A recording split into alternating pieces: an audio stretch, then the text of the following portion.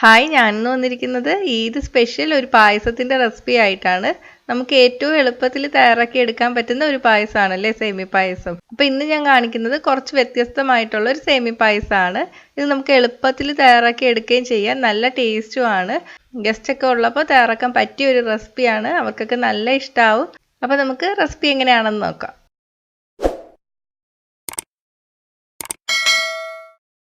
ആദ്യം നമുക്ക് ഒരു പാനിൽ 2 ടേബിൾ സ്പൂൺ നെയ്യ് ചൂടാക്കിയെടുക്കാം.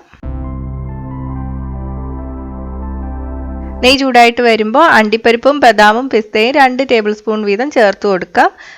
ബദാമും പിസ്തയും നീളത്തിൽ മുറിച്ചിട്ടാണ് ഇട്ടേക്കുന്നത്. ഇപ്പൊ ഞാൻ ഇതിൽ ബദാമും പിസ്തയൊക്കെ ചേർത്തെന്ന് പറഞ്ഞിട്ട് നിങ്ങൾ ചേർക്കണമെന്നില്ല, അതില്ലെങ്കിലും നമുക്ക് ഈ പായസം ഉണ്ടാക്കാൻ പറ്റും. ഇപ്പൊ നിങ്ങൾക്ക് വേണമെങ്കിൽ അണ്ടിപ്പരിപ്പ് മാത്രം ചേർത്താൽ മതി, അല്ലെങ്കിൽ കപ്പലണ്ടി ഉണ്ടെങ്കിൽ അത് ചേർത്താലും നല്ല ടേസ്റ്റ് ആണ്. അപ്പോൾ ഇത് നമ്മൾ ചേർത്തതിന് ശേഷം അണ്ടിപ്പരിപ്പ് ഒന്ന് ചെറുതായിട്ട് കളർ മാറി തുടങ്ങുമ്പോൾ നമുക്കത് പാത്രത്തിലോട്ട് മാറ്റി വയ്ക്കാം.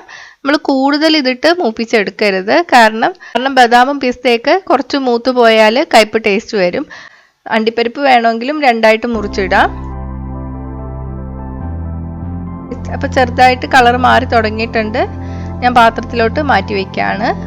നമ്മൾ വറുത്തെടുക്കുമ്പോൾ തീ മീഡിയത്തിൽ ഇട്ടിട്ട് വേണം വറുത്തെടുക്കാൻ വേണ്ടിയിട്ട്.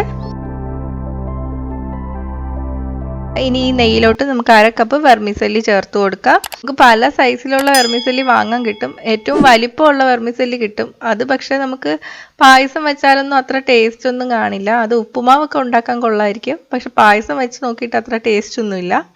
ഇനി ഇത് സിമ്മിലിട്ടിട്ട് ചെറുതായിട്ടൊന്ന് നിറം മാറി വരുന്നവരെ വറുത്തെടുക്കുക, കരിഞ്ഞു പോവാതിരിക്കാൻ നോക്കുക. അപ്പോൾ ചെറുതായിട്ട് നിറം മാറി തുടങ്ങിയിട്ടുണ്ട്. ഞാൻ ഇതിലോട്ട് 1/4 കപ്പ് വെള്ളം ചേർത്ത് കൊടുക്കുകയാണ്. ഇവിടെ വാങ്ങാൻ കിട്ടുന്ന പാല് നല്ല കട്ടിയാണ്, അതുകൊണ്ടാണ് ഞാൻ 1/4 കപ്പ് വെള്ളം ചേർത്ത് കൊടുത്തത്. നമ്മുടെ നാട്ടിലൊക്കെ കിട്ടുന്ന പാല് വെള്ളം പോലെയാണ് ഇരിക്കുന്നത്, അതുകൊണ്ട് നമ്മൾ വെള്ളം ചേർക്കണ്ട, ഡയറക്റ്റ് 1/2 ലിറ്റർ പാലങ്ങ് ഒഴിച്ചു കൊടുത്താൽ മതി. ഇനി പാല് നന്നായിട്ട് തിളച്ചു വരണം, വെർമിസെല്ലി നന്നായിട്ട് വെന്തും വരണം. പാല് തിളച്ചു തുടങ്ങിയിട്ടുണ്ട്. നമുക്കിതിലോട്ട് 1/4 കപ്പ് കണ്ടൻസ്ഡ് മിൽക്ക് കൂടി ചേർത്ത് കൊടുക്കാം. കണ്ടൻസ്ഡ് മിൽക്ക് ചേർത്താലും കുറച്ച് മധുരം ചേർക്കേണ്ട ആവശ്യം വരും. ഞാൻ ഇതിലോട്ട് 3 ടേബിൾ സ്പൂൺ പഞ്ചസാര കൂടി ചേർത്ത് കൊടുക്കുകയാണ്. ഈ പായസത്തിന് പഞ്ചസാര കുറച്ച് കൂടുതൽ നിൽക്കണം, എന്നാലേ ടേസ്റ്റ് ഉണ്ടാവുള്ളൂ. 3 തന്നെ ചേർക്കണമെന്നില്ല, നിങ്ങളുടെ ടേസ്റ്റിനനുസരിച്ചിട്ട് കൂടുതലും ചേർക്കാം. അപ്പം നല്ല ചെറിയ വെർമിസെല്ലി ആയതുകൊണ്ട് ഇത് പെട്ടെന്ന് തന്നെ വെന്തും വന്നിട്ടുണ്ട്. നമ്മൾ നേരത്തെ വറുത്ത് വെച്ചിരിക്കുന്ന ഡ്രൈ ഫ്രൂട്ട്സ് കൂടി ചേർത്ത് കൊടുക്കാം.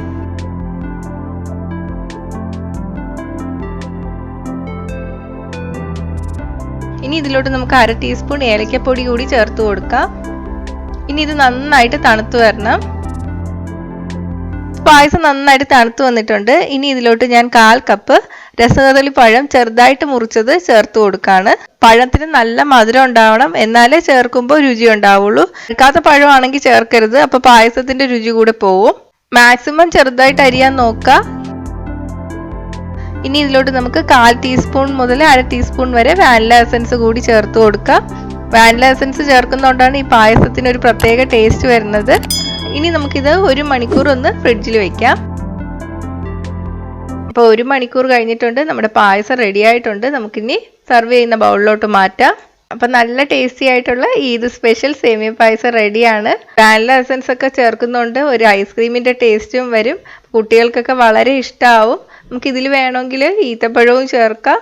അപ്പോൾ ഈ പായസം ഒന്ന് തയ്യാറാക്കി നോക്കുക. തയ്യാറാക്കി നോക്കിയിട്ട് അഭിപ്രായം കമൻറ്റ് ചെയ്യുക. ഇഷ്ടമായെങ്കിൽ ലൈക്കും ഷെയറും ചെയ്യുക, ഇഷ്ടപ്പെട്ടില്ലെങ്കിൽ ഡിസ്ലൈക്കും ചെയ്യുക. കൂടുതൽ റെസിപ്പികൾക്കായിട്ട് ചാനൽ ഇതുവരെ സബ്സ്ക്രൈബ് ചെയ്യാത്തവർ സബ്സ്ക്രൈബ് ചെയ്യാൻ മറക്കല്ലേ. ഇവിടെ അടുത്തുള്ള ബെൽ ബട്ടൺ ക്ലിക്ക് ചെയ്തതിന് ശേഷം ഓൾ നോട്ടിഫിക്കേഷൻ സെലക്ട് ചെയ്യുക. അപ്പോൾ ഞാൻ അപ്ലോഡ് ചെയ്ത എല്ലാ റെസിപ്പീസിൻ്റെയും നോട്ടിഫിക്കേഷൻ ഉടൻ തന്നെ നിങ്ങൾക്ക് ലഭിക്കും. അപ്പോൾ അടുത്തൊരു റെസിപ്പി ആയിട്ട് കാണാം. ബൈ.